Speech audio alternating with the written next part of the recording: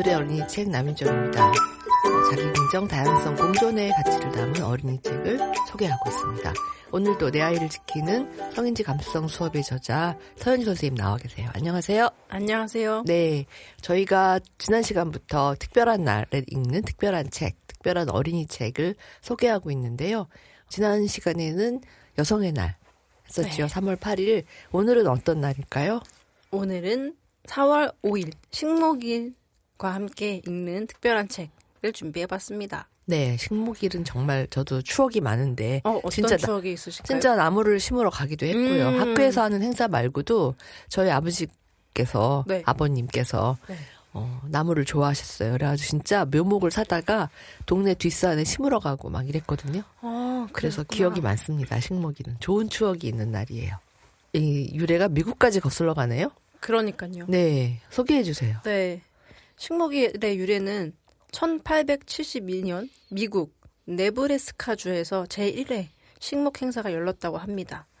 그래서 이것을 주장한 사람의 생일인 3월 22일을 아버데이로 정해서 축제를 벌인 것이 그 시초라고 하네요. 우리나라는 4월 5일인데 나라마다 조금씩 차이가 있나 봐요. 네. 네. 우리도 지금 바꾸자고 몇 년째 얘기 좀 한 10년째 나오고 있는 것 같아요. 4월 너무 늦다. 너무 늦다. 조금 더 빨리 해야 된다. 뭐 여러 가지 좀 바꿔야 된다고 하는 것 같은데. 아, 그렇구나. 뭐 학교에서는 보통 4월 5일 식목일이 있으면은 그냥 간단하게 뭐 씨앗 심기라든지 뭐 무순, 방울토마토, 강낭콩 이 정도 심는 것 같아요. 그러니까 교실에 이렇게 화분을 두는 그런 그렇죠. 작업을 하는 거죠. 요즘에는 사실 그 다이소만 가도 네. 키트가 엄청 잘 나와 있잖아요. 맞아요. 그런 키트를 그냥 하나씩 다 주고 아이들한테 심어보게 한다든지 학교라는 이제 공간이 텃밭이나 뭐 나무나 풀 이런 걸 관찰하기에 그렇게 적합하진 않아가지고 땅이 좁다 보니까 왜냐하면 운동장도 애들 쓰기 좁은데 맞아요. 그 화단이라는 게 되게 제한적이어서 조금 아쉽긴 해요. 네. 저희 아이들 어렸을 때 다니던 학교는 학교가 야산에 있었어요. 야산 조금 한 뭐 중턱까지 애들이 힘들게 올라가야 됐는데 좋은 점은 바로 산 밑이다 보니까 뒤쪽에 학교 뒤쪽에 꽤 큰 묘목장 그런 비슷한 그런 화단이 꽤 크게 있어서 자연학습장이라고 하죠. 그래서 그런 거 애들이 농사체험 비슷한 걸 했던 것 같아요. 정말 좋네요. 애들은 좋아했을래나 주의 깊게는 못 봤는데 그런 환경이 있는 거는 굉장히 좋은 기억이었던 것 같아요. 그렇죠. 추억이 네. 있죠. 네네. 학교마다 특색이 있으니까 뭐 도시에도 예전에는 막 토끼도 키우고 그런 학교도 있었던 것 같은데 사실은 요즘엔 점점 이제 그런 거 뭔가 하나를 할 때 일이 많아지고 그러니까 예전에는 서류 작업이 그렇게 많지 않아서 네. 뭐랄까요? 뭐 닭 한 마리 키우는 거 뭐 그럴 수도 있다고 했지만 이제 지금은 만약에 뭐 토끼 한 마리를 키우려고 했을 때 제일 중요한 게 누구 담당이냐, 어느 부서 담당이냐, 그렇구나. 누가 끝까지 책임질 거냐. 관리의 문제가. 네, 관리의 문제. 그 문서 어떻게 남길 것이냐, 증거, 뭐 여러 가지 그런 행정의 문제긴 하죠. 그래서 애들이 학교에서 생태교육을 하는 게 쉽지는 않다 보니까 많이 아쉽고 그래서 이런 생태교육도 요즘에는 워낙 사교육 시장이 많이 네. 판을 치고 있어서 그게 또 되게 좀 아이러니해요. 그 뭐라지 무슨 해설가, 뭐 네. 숲 해설가니 무슨 뭐 체험 학습을 해주는 그런 대행. 단체도 많고, 예. 맞아요. 그런 데서 이렇게 소그룹으로 많이 다니나 봐요. 저도 시켜봤습니다. 효과가 있나요? 애들이 좋아하나요? 애들은 좋아합니다. 근데 이제 저도 어떤 그런 업체에서 누가 같이 추천을 해가지고 같이 하자. 또 그게 왜냐면 그룹을 묶어 와라 이렇게 때문에. 네. 그러니까 몇 명? 한 5명? 네, 한 대여섯 명 거기서 낑겼죠. 네. 가가지고 이제 애들 데리고 갔는데. 네. 무슨 교육 생태공원 이런 데로 가게 되나요? 그러면 좋겠지만 네. 제한적이기 때문에 네. 도시에 있는 인공숲으로 가죠 보통. 그래서 서울숲 이런데. 맞습니다. 뭐 서울숲, 올림픽공원, 네. 한강공원, 네. 뭐 북서울 꿈의 숲 서울에서는 그렇죠. 되게 그런 데고. 네. 그래가지고 그러다가 저는 좀 되게 운 좋게 그 숲 인공숲에 계속 다니다가 어느 날 이제 선생님이 그 강사님이 못 오셨어요. 결근을 하셔서 대체 선생님이 오셨는데 이 선생님은 정말 진짜 숲 해설가였던 거예요. 그렇구나. 완전히 숲을 사랑하시고 너무 잘 아시는. 그래가지고 너무 좋죠. 이분이 먼저 이런 인공숲에서는 배울 게 없다. 그렇지. 야산으로 가자. 그렇지. 그렇게 먼저 제안을 해주신 거예요. 너무 감사하게. 그래서 너무 진짜 좋아서 야산에 가서 경기도 모처에 있는 차를 끌고 멀리 가가지고 막 멧돼지 나오고 뱀 나오는 진짜 그런 산에 가가지고 몇 년 동안 아이들 수업을 했었는데 그때는 그래서 그게 되게 오래 갔어요. 그 팀이 너무 좋아서. 그렇지. 선생님이 이제 하산하라 할 때까지 했습니다. 우리가 더 해달라고 쫄라 선생님 이제 같이 따라다니셨어요? 같이 갔을 때도 있었고 이제 보호자들은 있으니까? 잠깐 밖에 있을 때도 있고 그런데 어쨌든 그때 되게 저도 왜냐면 도시 생활을 하는 아이들한테는 그런 자연을 충분히 만끽할 경험이 진짜 많지 않기 때문에 학교에는 기대할 수가 없고 어쩔 수 없이 이제 또 사교육으로 가는데 그것도 좀 이렇게 뭐랄까요? 철저히 조직된 그런 게 많아서 안 하는 것보다는 물론 낫지만 조금 안타까울 때가 있죠. 그래서 저는 되게 운 좋게 그런 진짜 생태교육을 받아본 적이 있는데 엄청 아이들한테 굉장히 좋았어요. 그게 어떤 정서적으로도 좋고 실제로 지식으로서도 굉장히 좋은 경험인 것 같아요. 사실 도시에 살면은 일상의 경험으로 자연을 알기 어렵기 때문에 네. 특별한 훈련을 받지 않으면 풀, 꽃, 나무 이런 거를 제대로 알아보거나 식별하는 것 자체가 지식 자체가 없거든요. 네. 없는데 그러니까 배워야 할 수밖에 없고 근데 그렇게 진짜 자연으로 야산으로 인공적이지 않은 곳으로 가서 배우면 정말 살아있는 어떤 체험 이런 거 할 수 네. 있었을 것 같아요. 맞아요. 네, 부럽네요. 네. 네. 저희 때는 그래도 어려서 자유롭게 놀기는 했는데 그래도 뭔가 지식이 너무 없다 보니까 정말 어떨 때는 안타까울 때가 있거든요. 우리가 맞아요. 식목일 얘기해야 되는데 이렇게 어쨌든 좋습니다. 관련된 얘기 좀 네. 나눠봤고요. 오늘 일단 책으로 좀 들어가 볼까요, 선생님? 네. 예, 첫 번째 책 어떤 책인가요? 책 얘기 말고 자꾸 잡담만 하고 싶어가지고. 네네네. 네. 오늘 첫 번째 책은 네. 오늘 주제와 꼭 걸맞는 세상의 모든 나무를 사막에 심는다면입니다. 네. 조셉 홉킨스 글, 질 맥얼머리 그림, 김희정 옮김, 청아람 아이에서 2017년에 나왔고요.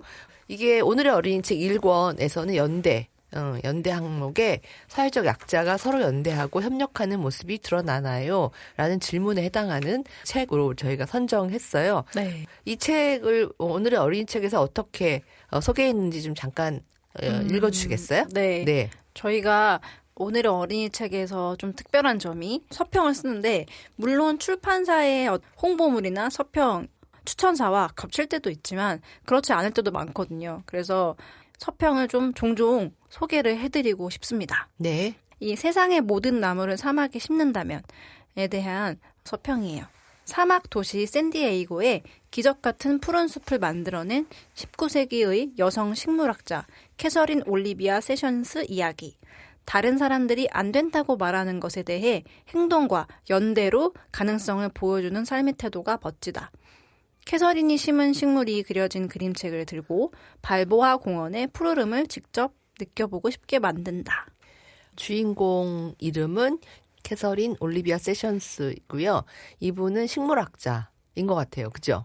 네. 네네. 그래서 발보아 공원이라는 곳을 새로 태어나게 한 그런 공로로 이 인물 이야기가 나왔고, 저도 이 책 재밌게 읽었습니다. 네, 또 재밌고 네. 또 이제 이 책이 참 좋은 게 식목일에 딱 교실에서 읽으면 너무 좋겠다. 왜냐하면 또 실화니까요. 애들이 실화를 참 좋아합니다. 그래서 이런 인물이 진짜 있었대. 어떤 게 기적 같은 이야기일까? 이 책을 보면은 또 그 시대에 여성의 삶이 어떠했는지도 알 수 있어서 재밌고도 유익한 책입니다. 네, 한번 조금 책을 살펴볼까요? 네, 한번 볼게요.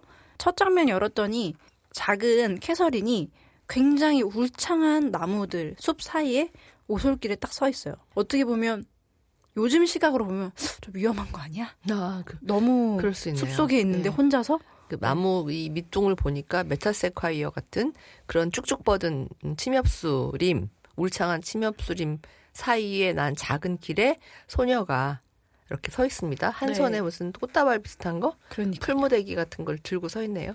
이 첫 장면을 한번 제가 읽어볼게요. 네. 캐서린 올리비아 세션스는 캘리포니아 북쪽 울창한 숲에서 어린 시절을 보냈어요. 온종일 케이트는 떡갈나무와 느릅나무 잎사귀를 모으며 숲에서 놀았어요. 케이트는 애칭입니다. 뾰족뾰족 소나무와 삼나무 바늘잎도 모았지요. 그리고 그것들을 꽃과 함께 따 목걸이와 팔찌를 만들었어요. 1860년대에 케이트가 살던 때에는 여자아이 손이 더러우면 안 되었어요. 하지만 케이트는 그렇게 했죠. 하면서도 재밌는 게 이 문장 밑에 하얀 바탕에 어린아이의 작은 손에 흙을 잔뜩 묻히고 손바닥 도장을 꾹 찍은 네. 모습이 있거든요. 이게 혹시 케이트 손은 아니겠죠? 아니겠죠? 어쨌든 이 작은 손, 그러니까 옛날엔 여자아이가 손 더러워지면 안 됐다. 왜냐면 네. 지금 캐서린이 아주 예쁜 하얀색 드레스를 입고 있거든요. 맞아요. 하지만 자세히 들여다보면 무늬가 아니라 흙으로 잔뜩 더러워져 있습니다. 저는 조금 멀리 떨어져서 보기 때문에 이 옷에 예쁜 무늬가 있는 원피스인가 했거든요. 그게 아니었군요. 아닙니다. 네, 그리고 흙입니다. 어린아이의 손이 저렇게 작은가요, 선생님? 이거 한 제가 봤을 실제 때는 사이즈일까요? 실제로 한 4살에서 5살 정도 사이즈입니다. 예, 아주 예쁜 손이네요. 네. 이거 어떻게 만드셨지? 갑자기 궁금해지네요. 이 그림책을 만들 때 이제 요거 캐서린의 어린 시절을 표현할 때 이런 장면을 넣은 것 같으네요. 네. 캐서린은 어떤 삶을 살았나 한번 볼게요. 제가 이제 이거는 인물의 생애이기 때문에 꽤 이건 좀 문장이 많아서 다 소개를 해드리진 않고 네, 그림의 몇 장면들 네. 그리고 몇 문장들만 소개를 해드리려고 합니다. 케이트의 일단 생애가 어린 시절을 숲과 함께 했다는 거죠. 네. 그게 굉장히 이 사람의 중요한 영향에 포인트고. 많이 끼쳤고 그 다음에 이제 학교를 다녔어요. 케이트가. 근데 교실 장면을 보시면 알겠지만 좀 재밌어요. 교실에 학생들이 쫙 앉아 있는데 15명 중에 케이트 혼자 여자입니다. 네, 그러네요. 네. 이제 가장 좋아하는 과목이 바람과 비 그리고 뼈와 근육을 공부하는 시간이었어요. 그럼 뭐 아마도 과학이라고 지금 부를 수 있는 식물과 나무 공부도 좋아했대요. 근데 여자애들은 좀 과학을 싫어했는데 이 케이트는 굉장히 좋아했다고 합니다. 그래서 수업 장면 보면 선생님이 나뭇가지 들고 설명하시는데 다른 친구들은 좀 딴청을 많이 피우는데 케이트는 손을 들고 집중하는 장면이 나와요. 네, 맨 앞줄에 앉아 있고요.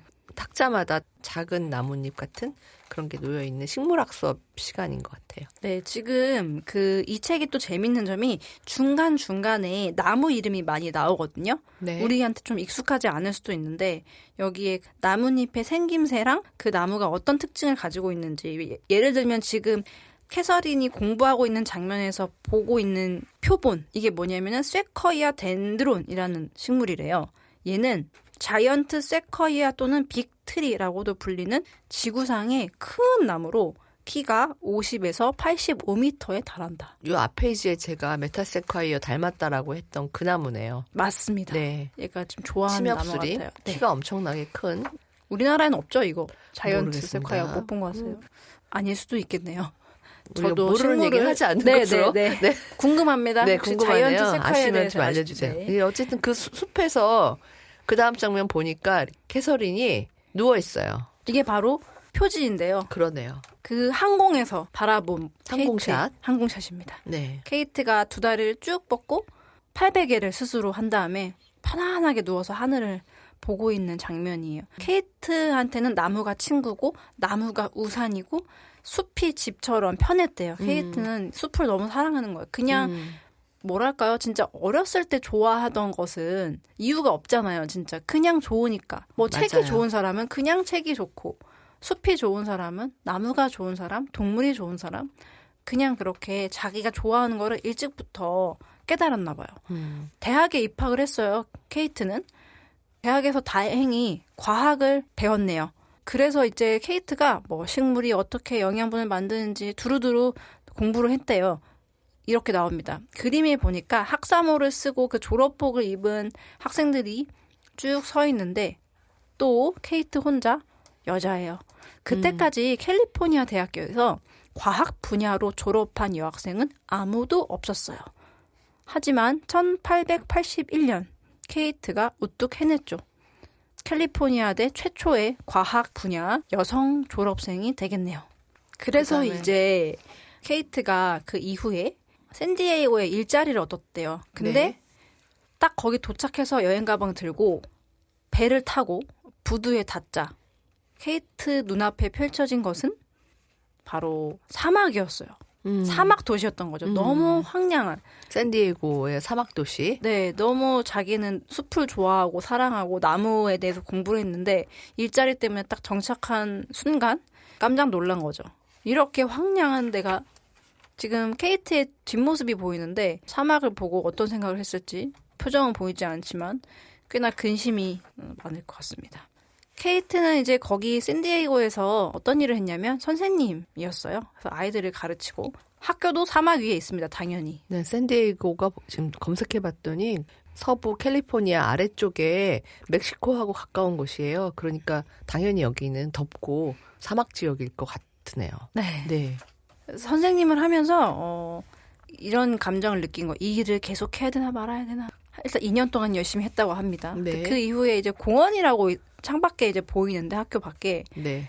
이름은 공원인데 도무지 공원같이 보이지 않았던 거예요. 네, 거의 그 황토색 그냥 황무지에 네. 이름만 공원인 그런 곳이네요. 그리고 샌디에이고 사람들은 그 공원에 나무가 자랄 수 있다고 생각하지 않았대요. 네. 하지만 케이트는 달랐죠. 그래서 케이트는 이 학교를 떠나서 나무에 미치게 됩니다. 원래도 나무를 좋아했지만 그저 나무 생각만 한 거죠. 이 황량한 데를 어떻게 하면 나무로 가득 차게 할 수 있을까? 그래서 노력을 합니다. 어떤 노력을 했냐? 케이트가 바로 나무 수집가가 된 거예요. 네. 세상의 모든 나무를 알고 싶어서 편지를 막 보냈습니다. 멕시코에도 보내고 보면은 이제 이 케이트가 보낸 그 편지의 지명을 보면은 모로코, 알제리, 칠레, 어디 사막, 이집트, 코트디부아르, 포르투갈 온 세상에 편지를 보낸 거네요. 네. 네. 덥고 건조한 날씨에도 살 수 있는 이 샌디에이고 사막에 심을 수 있는 나무를 계속 찾은 찾았어요. 거죠. 진짜 열정적이네요. 맞습니다. 그래서 이제 케이트가 그런 나무를 수집을 해서 자기 집 앞마당에 심고 분양을 했대요. 묘목을 이 샌디에고에서 웬만하면 그래서 케이트 집에서 다 나간 거죠. 여기 나무 사러 왔습니다 하면 이 케이트가 이거 심으세요. 이거 심으세요. 해서 이 도시가 점점 조금씩 바뀌게 돼요. 그러다가 초록초록해지고 있어요. 네, 조금 도시가. 초록초록. 아, 너무 예뻐요. 네. 그림이. 네. 그러다가 이제 샌디에이고에 어떤 일이 있었냐면은 1909년에 중대한 발표를 했대요. 파나마 캘리포니아 박람회가 1915년 그러니까 6년 후에 열릴 거니까 여기서 지금 공원에 아무래도 경관 때문에 좀 더 네. 많은 나무가 좀 필요하다 하면서 이제 행정가들이 막 지도를 놓고 얘기를 하고 있습니다. 그게 이제 바로 시립공원. 발보아 공원. 네, 발보아 공원으로 여기서 이제 박람회를 할 겁니다라고 발표를 한 거죠. 그런데 황무지야. 네. 네. 근데 케이트가 또 가만히 있을 수 없겠죠. 네. 그래서 나무 나무를 심네요. 더 많이 심기로 합니다. 네. 온갖 나무들을 이런 사막 지역에서도 자랄 수 있는 그런 아주 자생력이 강한 나무들을 심는 거죠. 네. 너무 많이 심어야 돼서 사람들이 별로 기대하지 않았대요. 할 수 네. 있을까? 그랬는데 이제 케이트는 이렇게 나무를 좋아하는 사람들 모여라 같이 해요.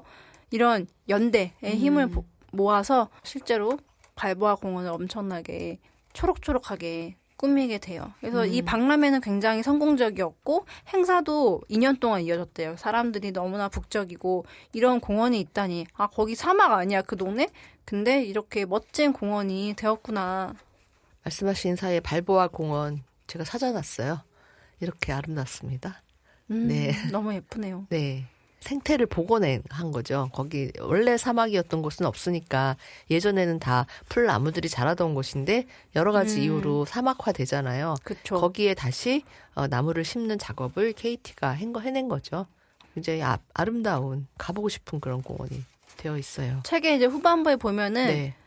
많이 나이가 든 노인이 할머니. 된 할머니가 백발에 주름도 많고 할머니 네, KT가 이거 괜찮을까 원예의 가위를 들고 계신데 네. 이렇게 세상을 떠난 게 1940년인데 그때까지도 나무를 심고 가꾼 일 멈추지 않았대요. 그래서 네. 케이트의 별명은 발보아 공원의 어머니. 발보아 공원의 어머니. 이 별명을 가장 좋아하셨다고 합니다. 네. 뭐 상을 받고 대단한 일을 했고 이런 게 중요한 게 아니라 나는 발보아 공원의 어머니다. 작가인 조셉 홉킨스는 미국 서북부 오리건주 사람인데 원래 숲이 우거진 강가에 살았대요. 이 이야기를 쓸 때 발보아 공원, 초록이 가득 찬 그런 걸 보고 굉장히 마음을 빼앗겼다. 그래서 식물학자이자 원예사인 이 캐서린 이야기를 이렇게 작업을 하게 됐다. 그렇게 얘기하고 있네요. 두 분의 작가가 다 비슷한 경험을 하신 것 같아요. 그러니까. 네. 그래서 우리가 발보아 공원, 샌디에이고 사막 도시였던 샌디에이고에 초록 물결을 심어준 미국의 식물학자이자 원예사인 19세기 초 캐서린 올리비아 세션스의 이야기를 나눠봤습니다. 읽고 나면은 나무를 많이 볼 수 있어서 기분이 좋고요.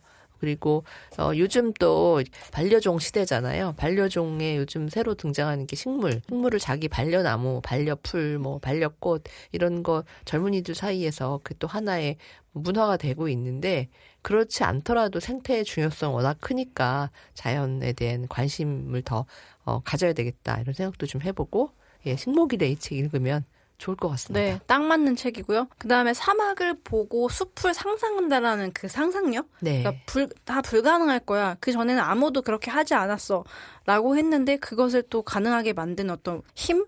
좋아하는 것을 하면 힘들어도 잊고 또 하게 되는 것 같고, 진짜 언젠가는 발보아 공원에 정말 가보고 싶은데요. 네. 그 사막을 보고 숲을 상상한다. 이거 되게 좋은 이야기입니다.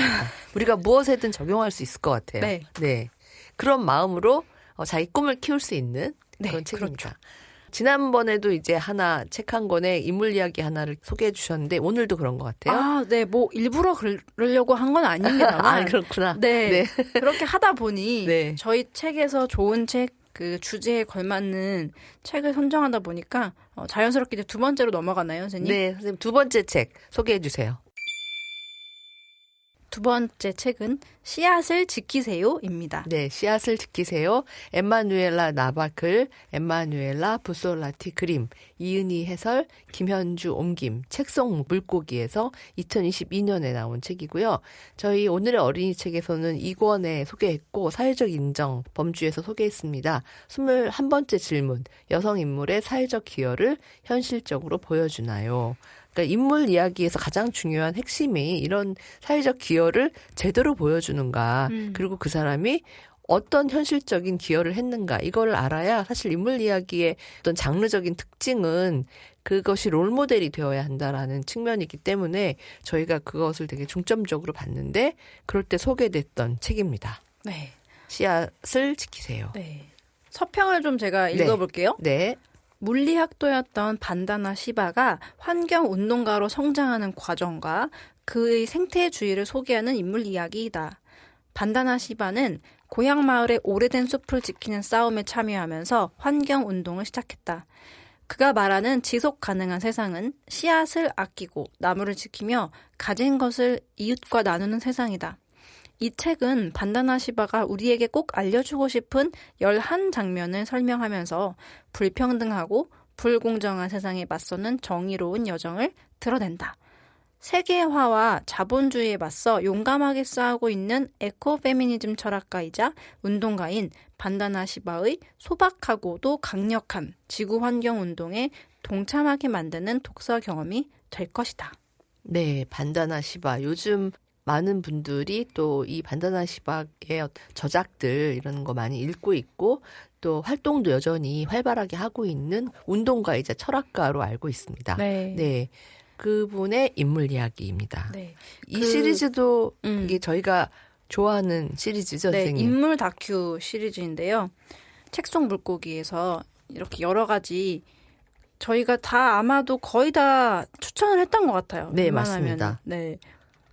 뭐 바다를 존중하세요, 네. 옥수수를 관찰하세요 이런 것도 저희가 다 추천을 했고 네. 인물에 대해서 재미있게 소개를 하면서도 그림도 또 적절히 있고 사실 이거는 어린이 교양서인데 책을 읽으면서 제가 느낀 거는 이 생태에 대해 중요하게 생각하는 것에 대한 이 사람의 어떤 흐름을 따라가면서 왜 이게 중요한지를 적절하게 설명을 하고 있어서 과학을 이해하는 데에도 굉장히 도움이 되지 않을까.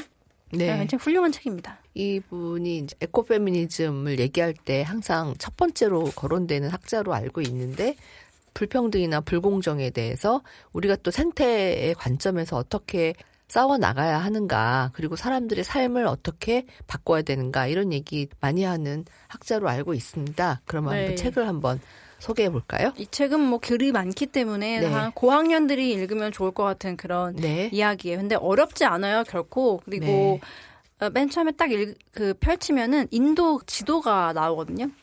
반다나 시바 어디서 태어났는지 저기 보니까 데라둔이라는 좀 인도의 북부네요. 여기서 태어났다고 합니다. 네. 그리고 이제 여기에 여러 그 지명들이 표시가 되어 있는데 그런 환경 운동이 일어났던 혹은 어떤 문제가 벌어졌던 지역들, 뭐 예를 들면은 플라치마다라는 동네가 있는데 여기에 코카콜라 공장이 생겼는데 이 공장이 너무 무리하게 가동을 하면서 실제로 그곳에 살고 있는 사람들의 물이 담수가 부족해지는 일이 벌어진 거예요. 그래서 이 반다나 시바가 거기서 문제를 제기하고 나중에는 결국에는 공장이 문을 닫게 되거든요. 그래서 그런 얘기들 또 나무를 정부에서 베려고 해서 나무를 껴안으면서 시민들이 나무를 지켜내는 그런 이야기 그런 얘기도 많이 등장을 합니다. 중요한 환경하고 관계되는 사건 사고들을 지도에 이렇게 표시해놨네요. 네. 주인공이 화자로 등장을 해요. 나는 1952년 인도 북쪽의 데라둔이라는 마을에서 태어났어요. 히말라야 산맥 기슭의 울창한 나무들이 거대한 숲을 이룬 곳이지요. 그러니까 저희가 앞서서 소개했던 세상의 모든 나무를 사막에 심는다면에 등장했던 캐서린처럼 이 반다나 시바도 히말라야 산맥 기슭이래요. 얼마나 나무 그 자체, 그 동네가 자연 속에서 제가 감히 상상할 수가 없습니다. 그러네요. 어떤 곳일지. 네. 숲은 나한테 그냥 학교고 뭐 집이고 늘 맨발로 다녔다고 합니다. 네. 그리고 할머니랑 같이 살았는데 할머니가 그 숲에 대해서 얼마나 중요한지 이 나무나 풀 그거에 대해서 많이 알려줬다고 해요. 이분이 1952년생이거든요. 네. 그러니까 성장기는 60년대일 건데 그 60년대 인도 북부의 어떤 작은 마을, 자연이 이렇게 울창한 그런 걸 아마 상상해 보시면 될 것 같아요. 거대한 숲. 네. 네. 할머니가 어떤 풀이 있어요. 인도에 자연을 신성하게 여기는 전통 의식도 있고 그 풀을 어떻게 했냐면 툴시라는 풀이 있는데 할머니가 이렇게 말씀하셨대요. 툴시에 매일 물을 주고 돌보면서 신과 자연을 존중하렴. 이런 그 어떤 이치? 우주에 대한 존경을 이 풀에다가 물을 주면서 보여줘라.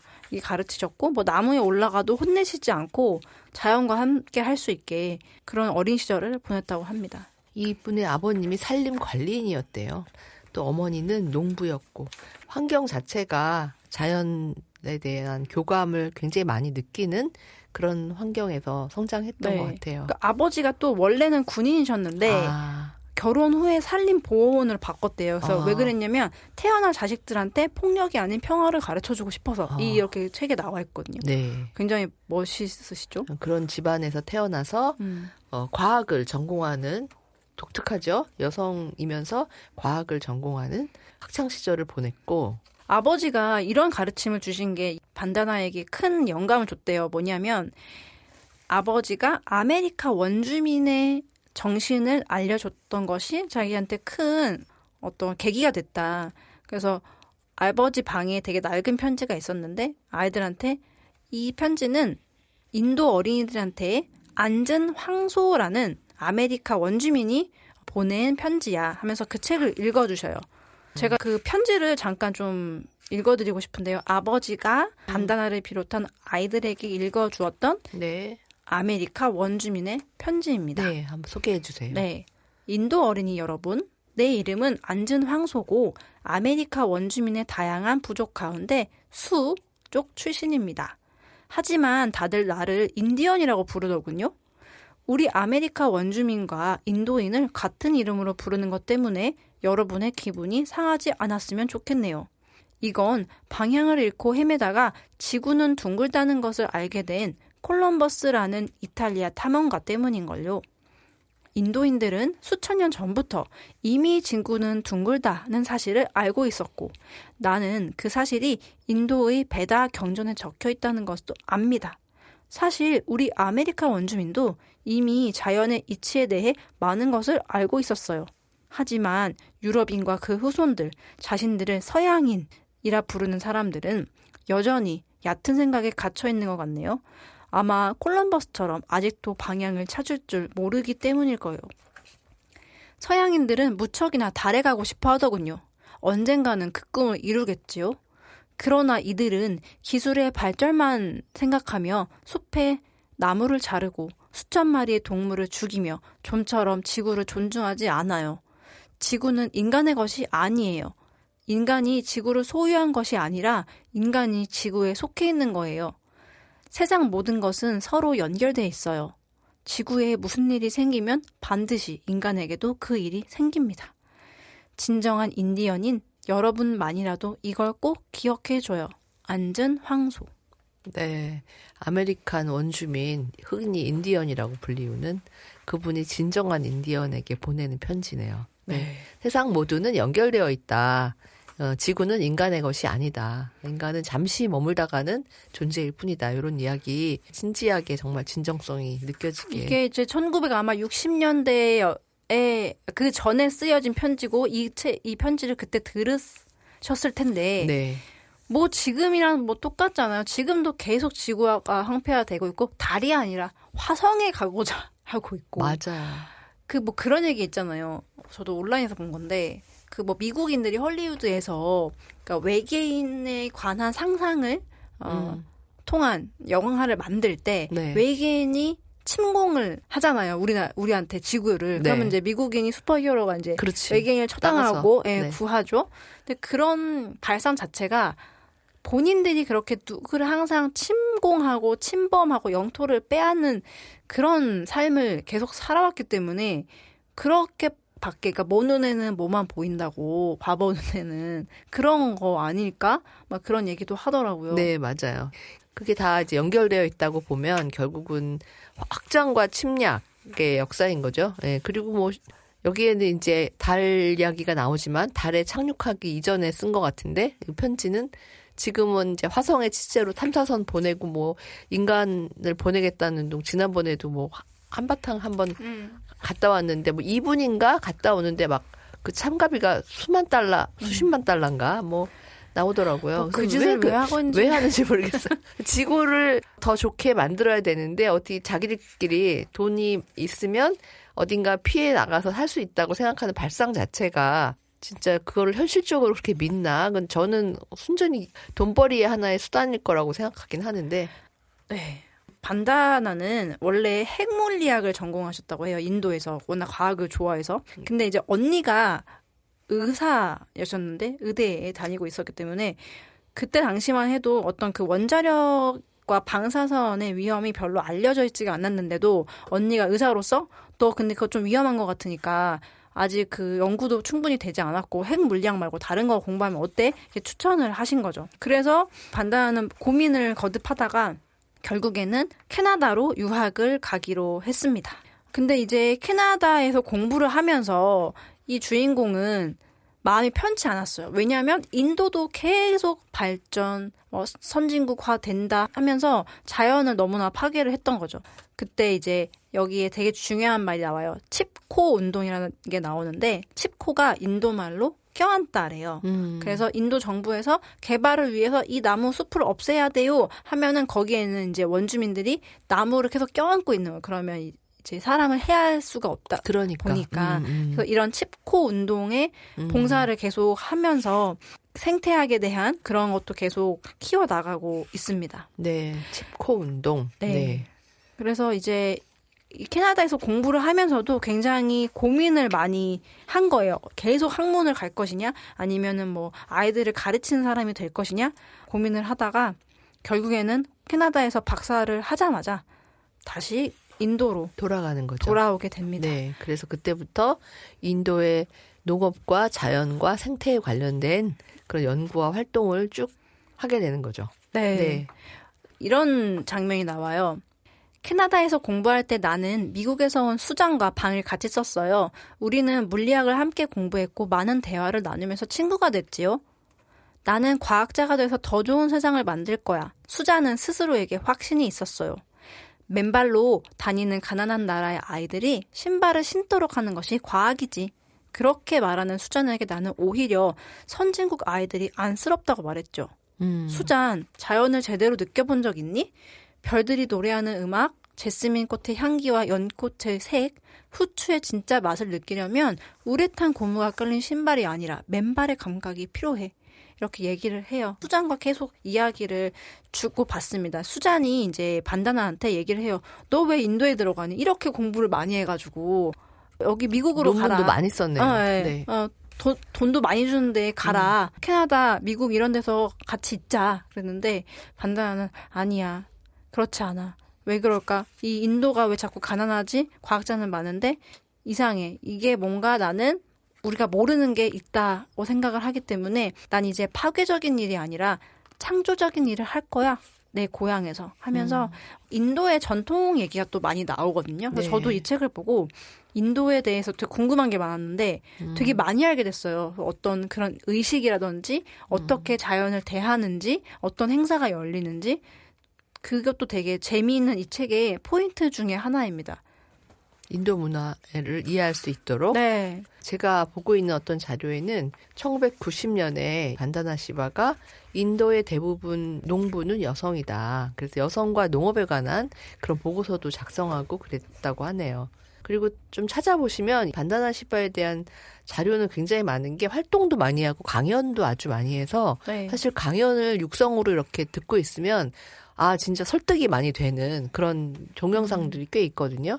그런 것도 한번 찾아보시면 좋을 것 같아요. 참고로 우리나라 EBS의 위대한 수업에서도 나오셨었기 때문에 거기 보면은 무려 4강 강의를 하셨는데 반다나 시바의 식량 주권 선언 해가지고 1강 녹색혁명의 폭력, 2강 종자의 덫, 3강 세계화와 식량 위기, 4강 에코 페미니즘 이렇게 해서 그 위대한 수업이 굉장히 훌륭한 컨텐츠이기 때문에 이거를 한번 보시면 더욱 많이 도움이 되실 것 같아요. 특히 그 녹색 혁명이라는 게 이게 말로 들으면 굉장히 진짜 혁신적이고 좋은 것 같다. 이 녹색 혁명이라는 건 뭐냐면 생산량을 늘리려고 품종 개량된 쌀과 밀로 단일 경작하고 물을 대고 엄청 많은 화학 비료와 농약을 사용하는 거를 그린 레볼루션이라고 한 거예요. 인도에서. 그러니까 이게 말이 안 되는 거죠. 거꾸로네요. 네네네. 거꾸로네요. 그쵸. 선생님 그런데 이 책 제목이 씨앗을 지키세요잖아요. 네. 어떤 의미가 있다고 보세요? 그래서 결국에는 아까 말씀드렸던 뭐 녹색 혁명이라든지 화학 비료를 사용하는 현대식 농업에 반대를 하면서 반다나 시바가 1987년부터 계속 농부들을 찾아다닌 거예요. 전통 방식으로 농사 짓는 농부만 찾아서 토종 씨앗을 모았습니다. 그러면서 씨앗에는 생명의 비밀이 담겨 있어서 신처럼 존중해야 돼 이런 말을 하면서 단체를 세워요. 바로 나브다샤라는 단체입니다. 바로 이 단체가 다양한 종류의 식물들을 지키고 토종 씨앗을 보존하는 나브다샤 운동으로 이제 발전이 된 겁니다. 나브다샤는 인도어로 9개의 씨앗을 뜻해요. 이 책이 인도의 전통을 알기 좋다고 제가 말씀을 드린 게 인도에서 그러면 9이라는 건 뭐냐? 바로 신성한 숫자라고 합니다. 예를 들어서 보리는 태양, 기장은 달, 완두는 화성 이렇게 다 의미가 있대요. 신기하죠? 우주적 의미를 다 갖고 있네요. 근데 사실 진짜 씨앗이 우주 맞죠? 그렇죠. 여기서 이 작은 거에서 시작됐잖아. 엄청난 게 나오고 우리를 다 동물과 다 먹여 인간도 살리고. 마찬가지죠. 또 뭐 작은 씨앗에서 시작된 거고 세상은 어떻게 보면 그 작은 먼지에서 시작된 거기 때문에 그거를 더 키우고 그럼 씨앗까지 갈 수도 있겠죠. 그래서 이 나브다샤에서는 씨앗 은행을 만들었어요. 그런 다국적 기업처럼 유전자 변형을 거치지 않고 수천 년 동안 인도 땅에서 자라온 그냥 토종 그 자체. 그래서 여기서 농부들에게 씨앗을 공급을 하고 있어요. 이런 문장도 나와요. 다국적 기업들은 수천 년 동안 농부들이 관리하고 심어온 씨앗에 특허를 내고 자신들의 것이라 주장해요. 과연 씨앗을 특정한 사람이 소유해도 될까요? 씨앗은 공동의 재산이에요. 그런데도 다국적 기업들은 농부들이 씨앗을 자유롭게 심지 못하도록 방해하고 있어요.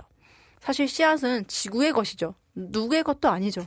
여기에 특허를 내고 재산권을 내고 너 이거 하면은 법에 근거해서 너 고소할 수 있다 이런 식으로 하는 게 너무 의미 없잖아요. 이러다가 다 같이 굶어 죽고 지구가 병들어서 서서히 말라간다면 그게 무슨 소용일까요? 사실 우리나라 농업에서도 그 씨앗값도 안 남겠다 이런 얘기 농부들이 하시잖아요. 그러니까 씨앗을 사기 때문에 시작할 때부터 사서 구입해서 해야 되는 게 농업 자체의 어떤 자생력을 힘을 떨어뜨리고 있는 거라서 옛날처럼 가을에 가을거지해서 씨앗을 잘 보존하고 무슨 씨앗이든지 그렇게 해서 봄에 심고 이런 게 자연스러워야 되는데 실제 인도뿐만이 아니라 우리나라도 이 농업에 있어서 씨앗의 문제가 되게 크다고 알고 있거든요. 그게 바로 이제 이 책이 반다나 시바가 펼치는 그런 사회 운동의 가장 중요한 부분인 것 같습니다. 네. 그래서 이제 이 이후에 이제 반다나 시바는 계속해서 다른 사람들한테 영감을 주는 강연 활동, 저술 활동을 계속하고 있으면서 뭐 에코페미니즘의 정신을 다른 사람들한테 보여준다, 뭐 얘기한다 하는데 여기 이렇게 나와 있어요. 에코페미니즘은 환경 문제와 여성 인권을 함께 생각하는 학문이자 운동이에요. 남성적이고 가부장적인 성격의 개발과 환경 파괴에 반대하고 저항하는 수많은 사람들을 통해 널리 알려지게 됐지요. 너무 당연한 얘기라서 이것을 그냥 에코페미니즘이라고 이름을 붙이면 뭔가 우리랑은 상관없는 거. 어떤 그냥 뭐 여성들만 하는 여성들만 하는 거. 뭐 관념적인 거. 네. 뭐 언젠가는 이루면 좋겠지만 지금 당장 우리한테 중요하지 않은 거. 이렇게 보여지는 경향이 있어서 이렇게 말하는 것 자체가 조금 안타깝기도 하고.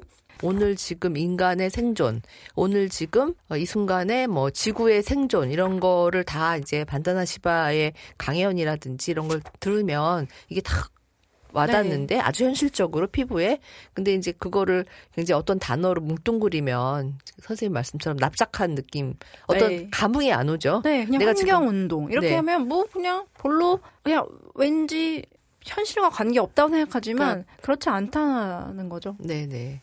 근데 또 알면 그게 시급하다는 거가 확 와닿는데 관심이 없고 모르기 때문에 그런 것 같기도 해요, 저는. 맞아요. 네, 알면 이런 걸 읽고 체험하고 이렇게 뭐 생태 교육도 받고 이렇게 보면 그 필요성과 시급성을 탁 그게 알게 되는데 와닿는데 모르니까 관심도 맞아요. 없고 그러다 보니까 이게 자꾸 멀게 느껴지는 거죠. 이게 페미니즘도 그렇지만 이 생태주의도 마찬가지인 것 같거든요, 네. 저는. 네. 그래서 이런 거를 잘 들여다보면 자연과 인간은 정말 하나고 모든 것이 다 연결되어 있다는 걸 우리가 잊으면 안 되는데 그렇죠. 자꾸만 잊고 살고 진짜 화성에 가려고 하고 네. 뭐 많이 먹으려고 하고 생존할 만큼만 먹어도 충분한데 그런 게 좀 많이 슬프죠.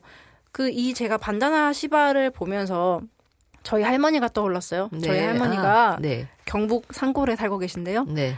그 산불 났던 의성 조금 그렇죠. 가까운 곳인데 그것도 이제 이번에 엄청 많은 피해가 있잖아요. 그러면 동물들도 다 죽었을 거고 그다음에 맞아요. 사람도 돌아가셨죠. 노인들은 빨리 대피를 못하니까 뭐 핸드폰도 없으면 뉴스 안 보고 밤에 불 끄고 자거든요. 그냥 그러다가 연기에 질식해서 도망도 못 치시고 운전도 못 하실 수도 있고 저희 할머니 운전도 못 하시는데 그걸 보고 너무 그냥 남의 일 같지가 않고 너무 정말 슬픈 거예요. 근데 하여튼 이번에 5월에 연휴에 갔다 왔는데 그 할머니 댁이 진짜 100년이 넘은 그 시골집이고 화장실도 현대식이지 않고 폐쇄식이고 이런데 할머니가 뒤 텃밭에 자식들 주려고 들깨, 콩, 뭐 참깨, 배추부 하여튼 그런 모든 것들을 다 심어 놓으세요. 그걸 보고 혼자 그러면 농사를 지으시는 거네요? 네, 혼자서. 네. 팔 만한 건 아니지만 그냥 먹고 살 만큼만 자식들 나눠주시고 네, 딱 줄 만큼. 네. 그래서 저는 참기름, 들기름을 사본 적이 없어요. 항상 완전 할머니가 부럽다. 해주시고. 그거 좋은 거 살려면 엄청 비싸요, 선생님. 조금 갖다 드릴까요? 많지는 않아요. 근데 할머니가 나이 들어서 이렇게 94세셔가지고 그런데도 또 되게 신기한 게 깨농사 짓는 게 진짜 힘들다던데. 네. 깨밭이 이렇게 키가 낮잖아요. 네. 할머니 허리 다 굽으셨는데. 그러니까. 근데 또 할머니가 신기한 게 정말 아프고 늙으면 당연히 아프고 뭐 정신도 온전치 않고 이럴 것 같은데 그 내일 쟤네 물 줘야지 그 정신으로 주무시고 그리고 내년에 얘네 이거 하면은 그 씨앗을 보관해 놨다가 창고가 있어요. 어떻게 심어야지 여기다 뭐 심어야지 완전히 할머님이 반다나 시바인데. 그쵸? 네. 그래서 저도 이거 우리 할머니랑 똑같잖아. 네. 그냥 이거 자체가 삶이고 생명이고 네. 이 사람들의 존재 자체가 그래서 저도 가끔 상상을 해요. 약간 이거는 제가 MBTI N이라서 망상을 많이 하는데 네. 제가 소설을 쓰지는 못하지만 이런 소설이 비슷한 게 있나? 막 예를 들어서 네. 이런 일론 머스크 같은 사람들만 막 많아져가지고 네. 점점 더 이제 우리가 굶어 죽고 있는 거예요. 이제 없어. 완전 이제 그 디스토피아 영화에 나오는 그런 그렇죠. 상황인 거지. 맞아요. 네. 그런데 이제 우리 할머니만 살아남은 거죠. 네. 우리 할머니가 있어서 그 밑에 들어간 사람들은 여신이야, 여신. 살아남을 수 있고 그 산골에 들어가서 우주를 지키는 여신. 네. 그걸 전수받은 씨앗과 농업을 전수받은 사람들은 자급자족이 가능하고 그렇죠. 이제 현대인들 그 머스크 같은 애들은 화성에 뭐 가든 말든 그렇지. 화성에 가려고 해도 연료가 있고 사람이 있고 죽어요. 뭐가 네. 그렇죠. 공기도 없는 데서. 그럼요. 밥도 없는데 가면 뭐 합니까? 그렇지. 농사를 그냥 돈벌이인 거예요. 일론 머스크의 돈벌이. 내가 볼 땐 그래요. 여튼 그런 할머니를 중심으로 하는 하나의 그 어떤 스토리를 혼자 상상하시는 거죠. 네, 망상한 거죠. 재밌네요. 네. 그러면 그 사람이 진짜 신이잖아요. 그렇죠. 가이아 그 자체고. 그렇지. 그 사람이 없다면 어떻게 되는 거지 이 지구는? 이 반다나 시바 같은 사람들도 이렇게 그냥 에코페미니스트라고 말하기에는 너무나 큰 대단한 존재인데 이런 게 정말 지금 요즘 어린이들한테 너무 중요하지 않나요? 그리고 어린이들 입장에서도 아니 어른들이 이렇게 지구를 파괴해놓으면 어떡해요? 그레타 툰베리가 말한 것처럼 어쩌라고요 우리 보고? 빌려 쓰는 건데 지구는. 그렇지. 먼저 그렇게 파괴를 해놓으면 어떡합니까? 저는 그래서 산업혁명이 인간을 망쳤다고 생각해요. 그런 것 같아요. 네. 채집경제로 돌아가야 된다고 생각해요. 저도 그런 생각하거든요. 네. 저 옛날부터 되게 어떤 자연의 아름다움을 느끼기 전부터 인간은 자연으로 돌아가야 된다. 농경사회가 더 알맞는 그 리듬 아닌가? 제가 이번에 시골에 농경도 안 돼요. 농경이 인간의 불평등과 사유재산제와 채집으로 이런 거 다 했기 때문에 사실은 그렇네요. 채집이 제일 좋습니다. 그렇네요. 사유재산이 또 나왔기 때문에. 네, 농경이 참 문제가 많습니다. 제가 박물관 가가지고 농경시대 유물을 한번 봤거든요. 뭐 그릇 같은 거. 네. 막 큰 그릇도 있고 작은 그릇도 있는데 이 큰 그릇에서부터 문제가 시작됐구나. 이 잉여를 보관하는 거. 모든 문제가 시작됐고 옛날 그 아메리카 원주민이나 무슨 남태평양의 원주민들은 청동기로 가지도 않고 채집 경제로 다 끝났거든요. 먹고 살 수 있었던 거야. 서로 나누어 주면서. 근데 충분했네요. 네, 서양인들이 들어와가지고 총칼 들고 들어와서 다 죽였잖아요. 정말. 그런 거 생각하면서 혼자 맞아. 채집 경제가 인간에게 평화를 주는 건데 우리가 너무 많이 발전했다. 저도 망상을 좀 했었어요. 저랑 비슷한 생각을. 그릇을 보면서 큰 그릇. 하셨네요. 빗살무늬 큰 토기. 여기다가 농산물을 이렇게 쌓기 시작하면서 망했다. 그러니까 먹을 만큼만 먹고 그게 안 다 되는 자연에 거죠. 그냥 놔둬야 되는데 맞아요. 이렇게 축적하고 맞아요. 하면서 욕심이라는 게 또 생기고 옆집에 쳐들어가고 싶고 그렇죠. 하여튼 뭐 지금 모르겠어요. 이런 얘기를 하면서 여기까지 가는 게 맞나?